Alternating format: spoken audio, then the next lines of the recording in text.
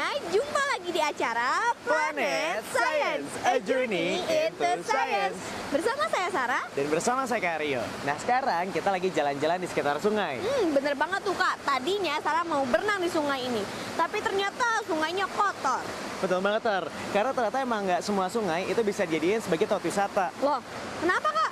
Ya misalnya di Sungai Cikapundung Bandung. Di sana itu airnya udah banyak banget kena limbah. Jadi warna airnya aja tuh udah hitam banget kayak kopi. Wah, kok bisa gitu ya Kak? Nah, itu dia yang dinamakan dengan polusi air. Nah, untuk episode kita kali ini, kita akan ngebahas tentang polusi air. Wah, asik banget nih materi kita hari ini. Sarah juga jadi penasaran. Kalau gitu kita lihat sama-sama yuk.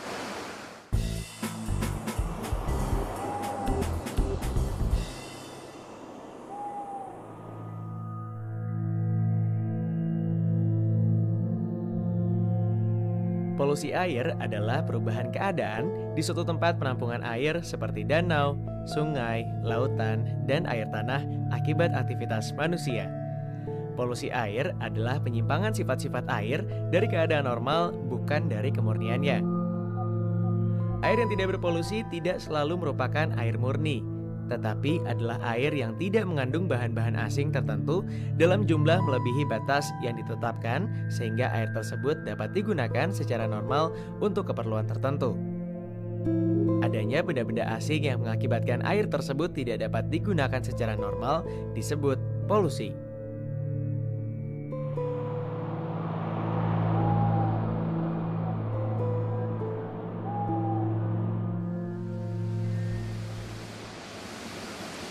Kak, seger banget ya pagi-pagi gini minum air yang seger banget kayak gini. Iya sih, tapi tunggu dulu deh. Karena ternyata nggak semua air yang kita minum itu terbebas dari polusi air. Loh, emang polusi air itu ada berapa macam Kak? Nah, mau tahu? Kita simak aja yang satu ini.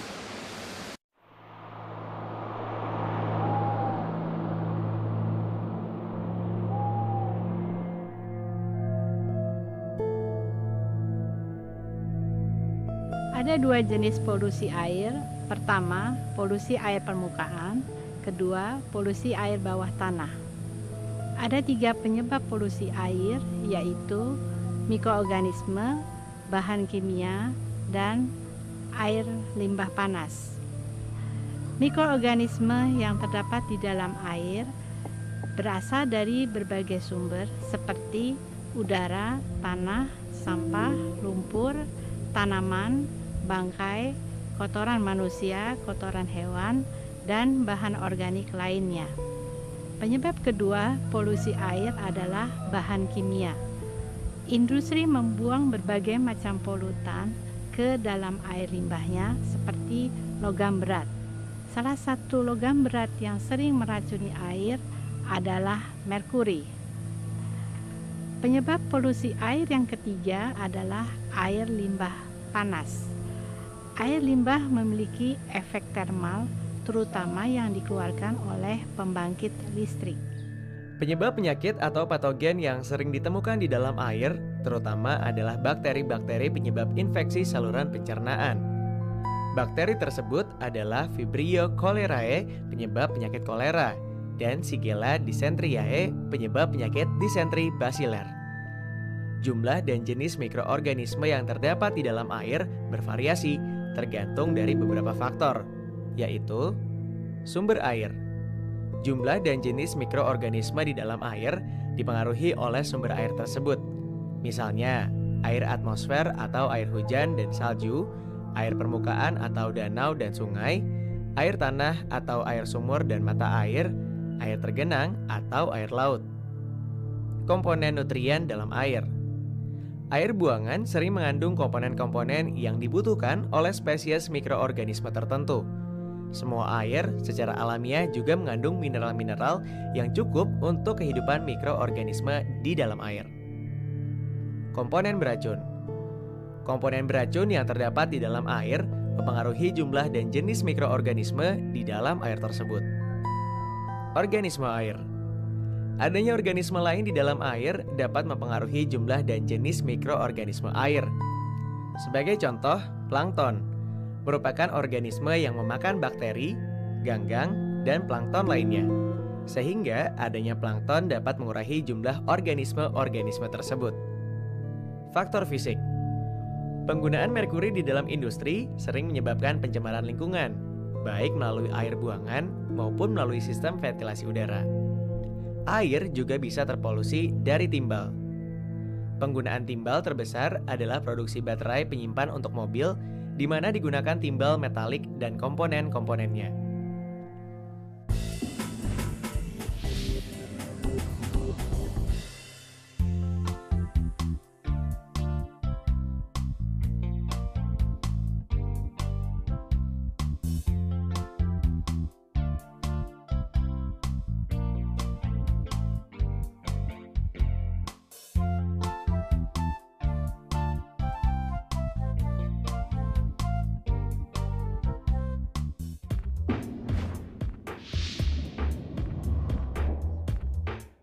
Manakah di antara 3 gambar ini yang bukan menjadi sumber pencemaran air?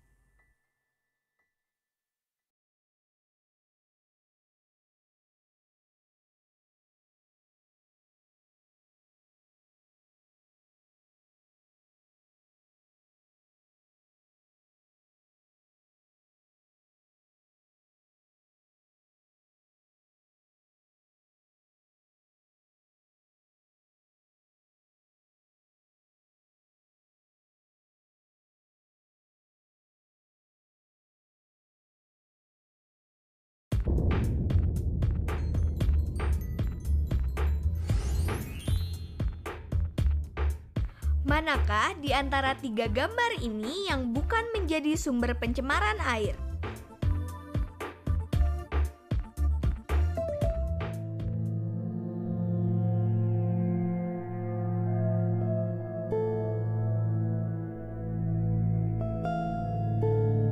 Kak, air itu dibutuhin sama semua orang, ya kan?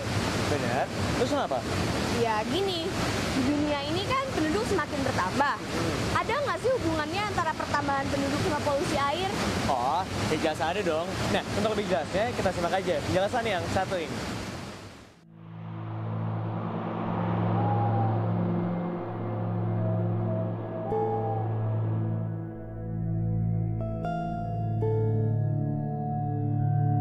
Sehubungan dengan pertambahan penduduk yang semakin meningkat, maka permintaan akan pangan, sandang, dan papan juga semakin meningkat.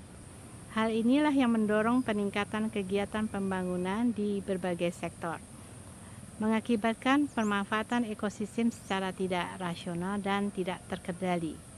Kegiatan pembangunan tersebut mengakibatkan penurunan kualitas, bahkan perusakan ekosistem itu sendiri, serta berdampak lanjut terhadap gangguan ekosistem yang lain yang berada di sekitarnya. Sebagai contoh, misalnya krisis sumber air minum, kemudian proses penanggalan, dan proses eutrofifikasi, di mana tumbuhan air berkembang secara pesat sehingga tidak terkendali lagi.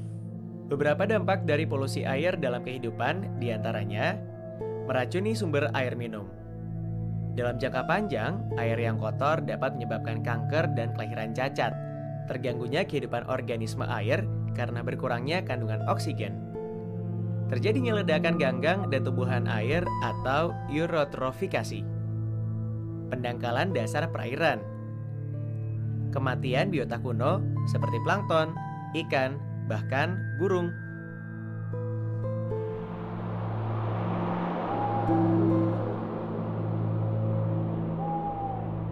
Wah kak, kalau udah terpolusi kayak gini, apa airnya masih bisa dimanfaatkan?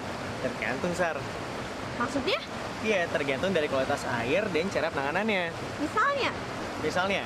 Perusahaan daerah air minum itu biasanya memiliki teknik khusus untuk bisa mengembalikan kualitas air supaya bisa dikonsumsi. Nah, sebenarnya kita juga bisa melakukan eksperimen sederhana untuk bisa menjernihkan air tersebut. Mau tahu caranya? Kita simak aja yang satu ini.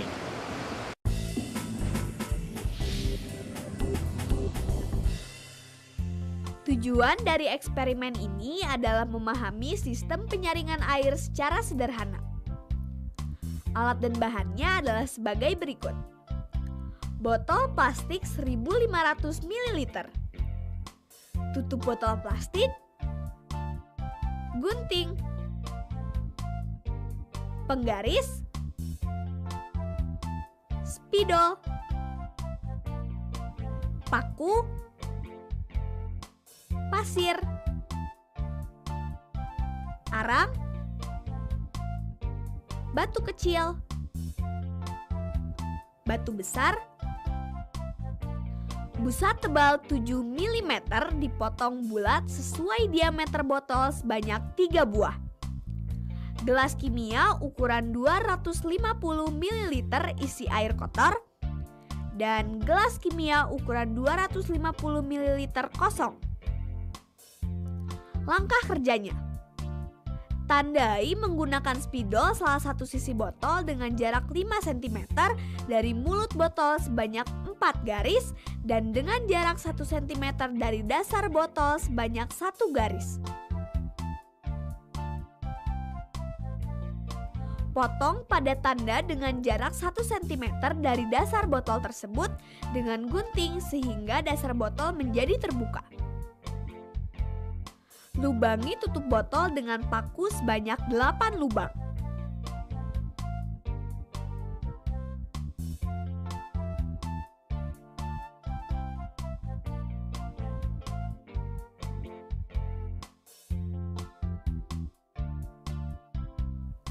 Pasangkan tutup botol tadi pada badan botolnya. Masukkan batu besar sampai batas garis 1, lalu tutup dengan busa.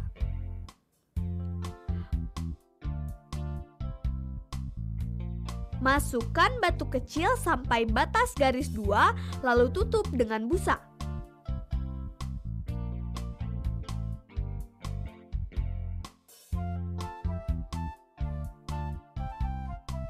Masukkan arang sampai batas garis 3, lalu tutup dengan busa. Masukkan pasir sampai batas garis 4.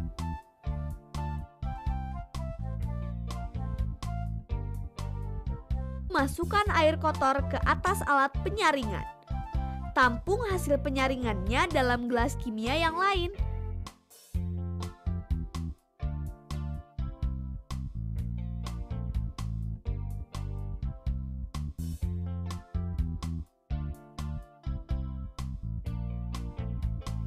Bandingkan hasil dengan air kotor. Hasil eksperimen akan diperoleh air yang lebih jernih. Eksperimen ini bisa menggunakan bahan lain selain botol seperti galon, ember, atau apa saja yang sesuai dengan hasil yang diinginkan. Tapi semakin besar wadah yang digunakan, semakin banyak bahan yang dibutuhkan dan membutuhkan waktu yang lebih lama.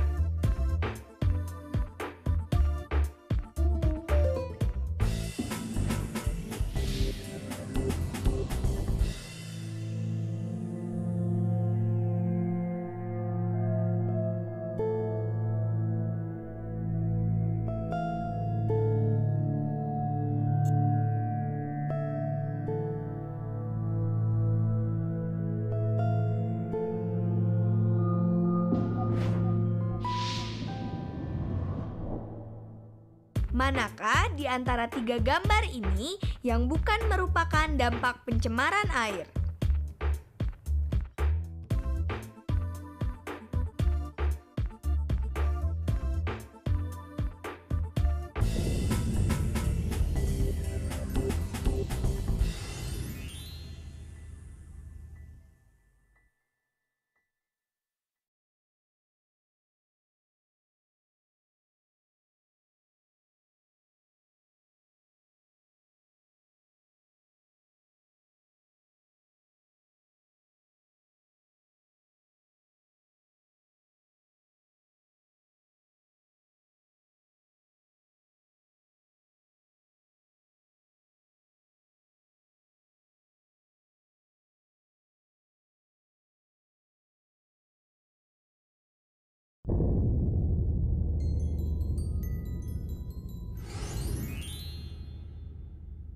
Manakah di antara tiga gambar ini yang bukan merupakan dampak pencemaran air?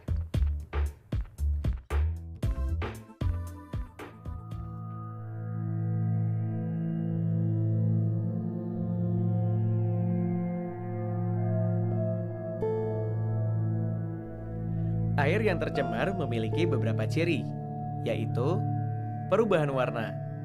Warna air yang tidak normal biasanya menunjukkan adanya polusi. Perubahan bau. Bau air tergantung dari sumber airnya.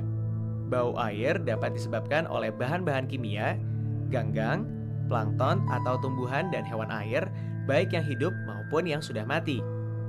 Perubahan rasa. Air yang normal sebenarnya tidak mempunyai rasa.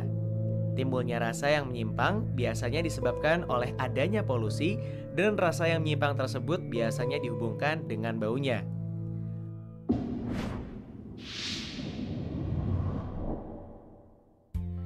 Tujuan dari eksperimen ini adalah membuktikan bahwa air dapat dijernihkan secara kimia. Untuk melakukan eksperimen ini, kita membutuhkan alat dan bahan sebagai berikut. Buah kelor, pisau, mortar dan alu, sendok plastik, 2 buah gelas kimia ukuran 250 ml berisi air kotor, dan gelas plastik isi air secukupnya. Cara kerja: belah buah kelor dengan pisau. Keluarkan 4 bijinya. Bersihkan bijinya.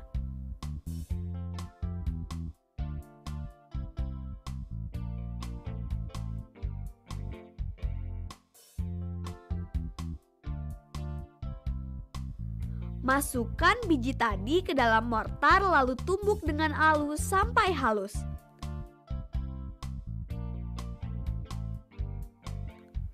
Beri sedikit air hingga biji kelor menjadi pasta.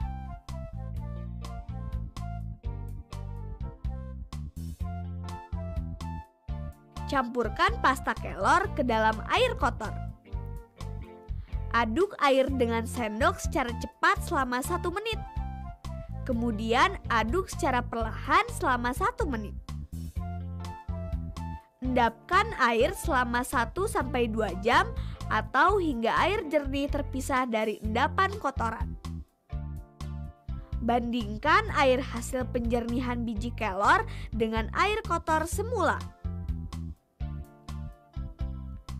Hasil eksperimen menunjukkan bahwa air jernih akan terpisah dari endapan kotoran. Menjernihkan air dengan biji kelor juga termasuk penjernihan secara kimia. Semakin lama pengendapan, maka air akan semakin jernih. Untuk menghasilkan hasil terbaik, tumbuklah biji kelor sampai sangat halus. Bila tidak, maka proses penggumpalan kotoran tidak berjalan dengan baik. Yang perlu diingat, air yang dijernihkan menggunakan biji kelor ini hanya untuk pemakaian yang sedikit. Karena air yang sudah dijernihkan hari ini dengan biji kelor, esoknya sudah tidak baik lagi untuk digunakan.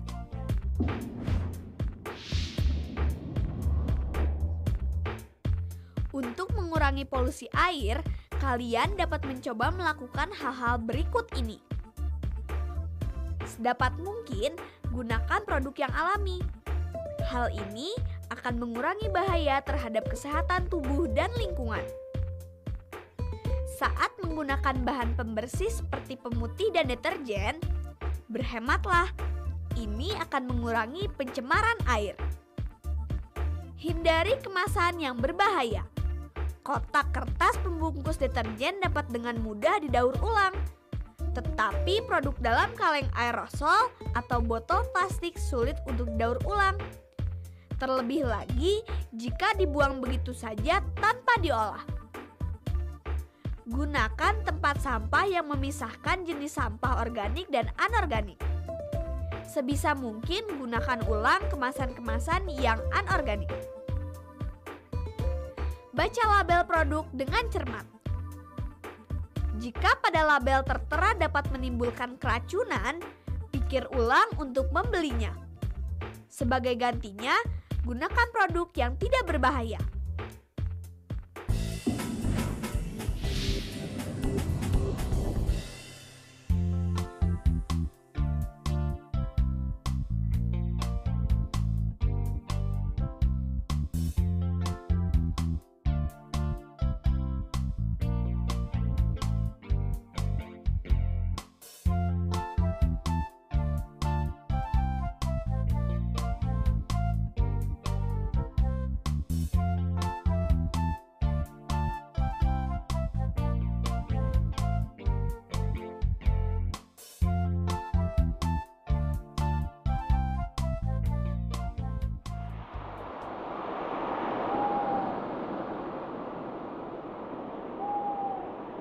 Gimana, Sar? Sekarang jadi lebih tahu kan tentang seluk-beluk dari polusi air? Wah, jelas dong Kak. Bahkan sekarang Sarah jadi makin ngerti nih gimana caranya untuk turut menjaga lingkungan perairan kita. Nah, kalau udah ngerti, berarti paling pas. Kalau sekarang kakak coba mau ngetes tentang materi kita kali ini. Oke. Siap. Kalau kita yang pertama nih, apa yang dimaksud dengan polusi air? Jadi gini Kak, polusi air itu adalah penyimpangan sifat-sifat air dari keadaan normal atau bisa dibilang tidak murni lagi. Biasanya hal ini diakibatkan oleh aktivitas-aktivitas manusia yang merugikan. Oke, kalau penyebabnya apa aja coba? Banyak Kak, ada mikroorganisme, terus juga bahan kimia, logam berat seperti timbal dan merkuri, nutrien, padatan, dan panas. Kalau dampaknya masih inget nggak? Dampaknya banyak Kak. Ini cuma beberapa aja ya. Di antaranya meracuni sumber air minum, yang jelas menimbulkan penyakit pencernaan, meracuni makanan hewan, terganggunya kehidupan organisme air karena berkurangnya kandungan oksigen, terjadinya ledakan ganggang dan tumbuhan air atau eutrofikasi, dan yang terakhir adalah pendangkalan dasar perairan. Nah, terus gimana cara kita bisa menjaga air dari polusi? Banyak Kak, menggunakan produk-produk alami. Terus juga sebisa mungkin tidak menggunakan bahan kimia seperti deterjen secara berlebihan. Terus selektif dalam memilih kemasan atau gunakan bahan-bahan yang dapat didaur ulang. Dan yang terakhir adalah jangan membuang sampah di saluran air. Sip deh. Oke deh, teman-teman juga udah semakin ngerti kan tentang polusi air? Pastinya dong, makanya jangan lupa untuk terus bereksperimen dan jangan lupa juga buat terus menyaksikan Planet Science, a journey into science.